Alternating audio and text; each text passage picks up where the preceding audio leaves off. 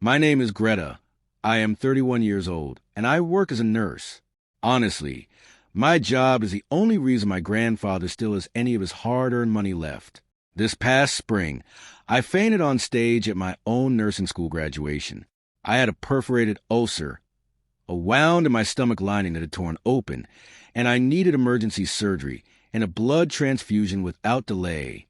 While I was lying on that operating table fighting for my life, the hospital tried to reach my family 8 separate times. Nobody answered a single call. They were 30,000 feet in the air, somewhere over the Atlantic Ocean, flying to Paris in first-class seats purchased with my grandfather's life savings. 3 days later, when I finally opened my eyes, my phone showed 65 missed calls and 1 text message from my mother. It did not say, "Are you okay?" It did not say, "We're on our way." It said, "We need you. Answer right now." She was not calling to find out whether I was alive. She was calling because the bank account she had been quietly draining for 2 years had been frozen, and she could not pay for dinner in Paris. But there was something none of them knew. Before any of that happened, my grandfather had slid a white envelope onto my hospital tray, and what I did after I opened it was something not one of them saw coming. To understand the full picture, you have to go back to the morning of my graduation, which was also the morning everything in my body began to give way. I had slept 4 hours. I had been living on gas station coffee and willpower for longer than I care to admit. I had just finished a 12-hour overnight shift at the hospital, clocking out at 7 in the morning, and instead of going home to sleep or get ready, I drove straight across town to my grandfather Walter's house in Mesa. Walter is 81 years old. He spent 38 years working as an electrician, and when he retired, the company gave him a brass watch that he has kept polished and close ever since. He is one of the sharpest people I have ever known, even if his hands shake a little when he walks now. I let myself in, set out his morning medications, put some eggs in the microwave, and sat beside him while I took his blood pressure. He was the only person in my entire family who even remembered that I was graduating that day. While I was sitting there with him, my phone buzzed. It was a text from my mother, not a good luck message, not a word of pride or acknowledgement. It said, "Can you pick up Brett's dry cleaning?" He forgot, and the shop closes soon. Brett is my 34-year-old brother. He works in real estate, drives an expensive car, and apparently cannot manage to collect his own shirts from a dry cleaner. I told my mother I could do it, but that I could not be late for my own graduation. She did not reply. I kissed my grandfather on the forehead, locked his front door behind me, drove across town to pick up my brother's shirts, dropped them off, and then had exactly 40 minutes to go home, shower, change, and get to the venue where I was about to become the first person in our family to earn a nursing degree. Nobody offered me a ride. Nobody asked what time the ceremony started. I had sent my mother the address 3 separate times over the preceding weeks. Each time, she responded with a thumbs-up emoji. I told myself they would still show up. I genuinely believe that, which tells you something about how long I had been making excuses for people who had long since stopped making any effort for me. A few weeks earlier, I had stumbled across the family group chat by accident. It was called Doyle Fam, and had a little sun icon next to the name. I was in that chat the way a fire extinguisher is in a building. Present only for emergencies, never otherwise acknowledged. What I found in that chat was a fully formed plan for a trip to Paris. My brother's wife, Sloan, had sent a link to a luxury hotel. My mother had volunteered to book everything. My brother Brett had insisted on first-class flights. They had organized the entire trip around the week of May 18th. My graduation was May 20th. My name did not appear anywhere in those messages. Not once. My mother contacted me afterward, not to explain or apologize, but to assign me a task. She needed me to stay with Grandpa while they were away, so he would not be alone. I went back to my textbooks. My hands were steady. My heart was something else entirely. I had been doing things alone for years by that point, and I knew how to keep moving. But I want to be honest, I still wanted them to be there.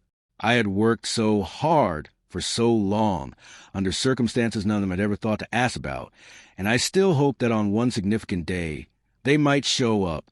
Walter is the reason I became a nurse. When my marriage ended at 23, I had nowhere to go and very little left of myself. He opened his door without asking a single question. He made coffee, he sat with me, and he told me quietly that I would figure things out. For 2 years after that, every Sunday I went to his house to check on his health and sort his medications for the week ahead. He told me stories about the job sites he had worked and the people he had known. He made me laugh with his dry, understated humor, which I inherited from him more than anyone else in the family. Those Sundays are part of why I chose nursing. He showed me what it looked like to take care of someone without making them feel like a burden. That Sunday morning before my graduation, while I was organizing his pills, he mentioned something that lodged itself in my mind even though I was too exhausted and too preoccupied to pursue it the way I should have. He told me my mother had arranged for herself to take over his banking. She had gone to the bank and told them he was confused and no longer capable of managing his own finances. On the basis of that, she had taken over access to his accounts. Walter told me this plainly, without drama, just as a fact he thought I should know. I filed away and told myself I would look into it once the semester was over. That was a mistake in its own right, though I understand now that I was barely holding myself together. The physical pain had been building for months. I had been managing a back problem with more medication than was good for me, and I knew, because I was trained to be a nurse, that the combination was doing damage to my stomach. My mentor at the hospital, a woman named Maureen who had been in the profession for decades, told me plainly that I looked gray and needed rest. I noticed the signs in myself that a nurse learns to recognize as internal bleeding, and I pushed past them because I was so close to the finish line that I could not bring myself to stop. I told my body to hold together for a few more weeks. My body, it turned out, had a different timeline in mind. 10 days before graduation, I discovered that Grandpa's heart medication had not been refilled because the automatic payment had failed. When I contacted my mother, she told me his finances were complicated and that she was handling it. She spoke about him as though he were foggy and unreliable, which anyone who spent 10 minutes with Walter would know was completely false.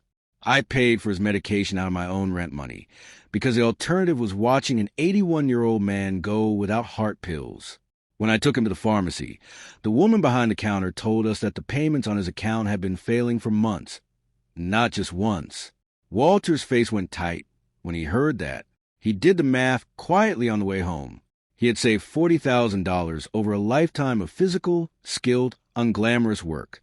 He was beginning to understand that a significant portion of it was gone.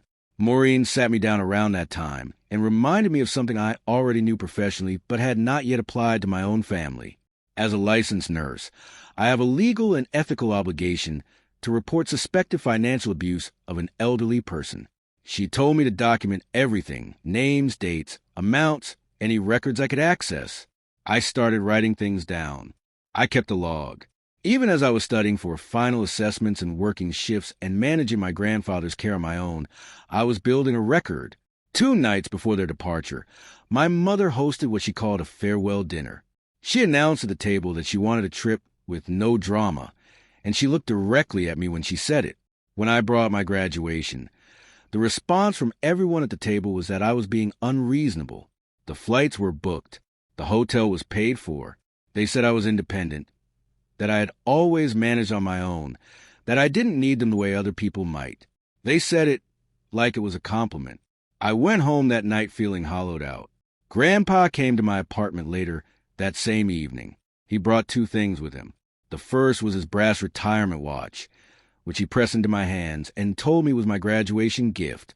The second was a sealed envelope from the bank, a statement he had managed to obtain without my mother's knowledge. He told me he didn't trust what was happening to his money, and he asked me to look at it when I had a chance. I held both things that night and did not sleep. The night before graduation, I nearly fainted in my bathroom from pain. I knew what it meant.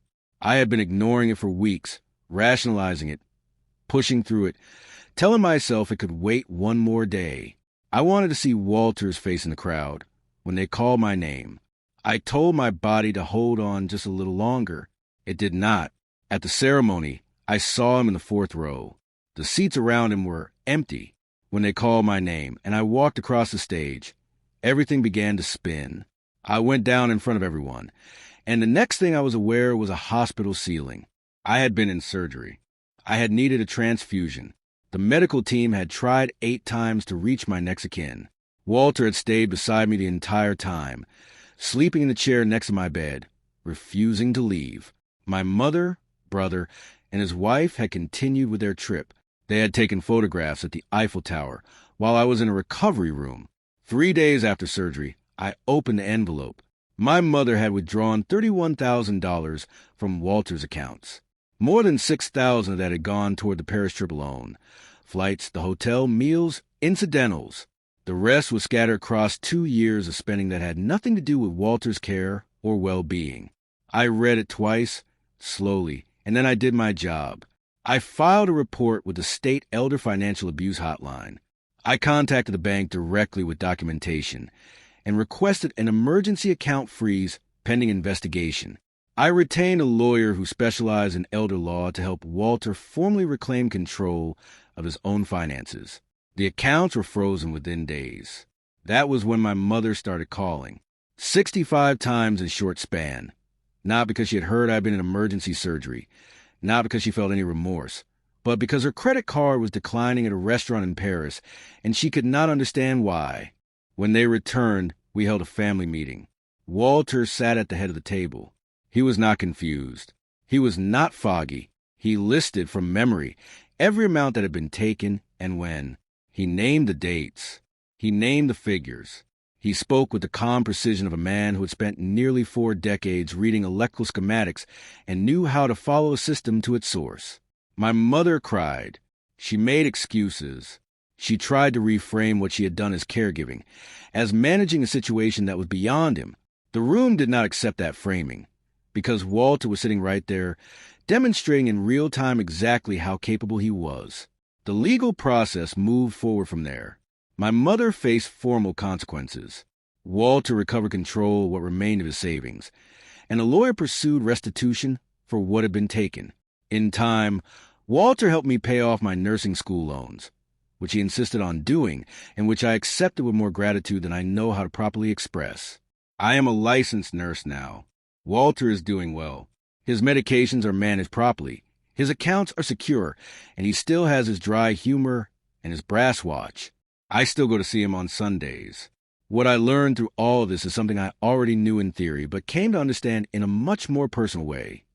The people who are truly your family are the ones who stay beside you when things go wrong, not the ones who disappear when they are inconvenient. Real love does not come with conditions attached to your usefulness. It does not vanish at 30,000 feet. The quietest people in a room are often the ones who have been paying the closest attention, and sometimes the most powerful thing you can do is simply remember everything, write it down, and then do your job. If you have an elderly person in your life who you love, please check on them, not just their health, but their finances, their documents, their sense of whether someone is taking advantage of their trust. It matters more than most people realize until it's almost too late.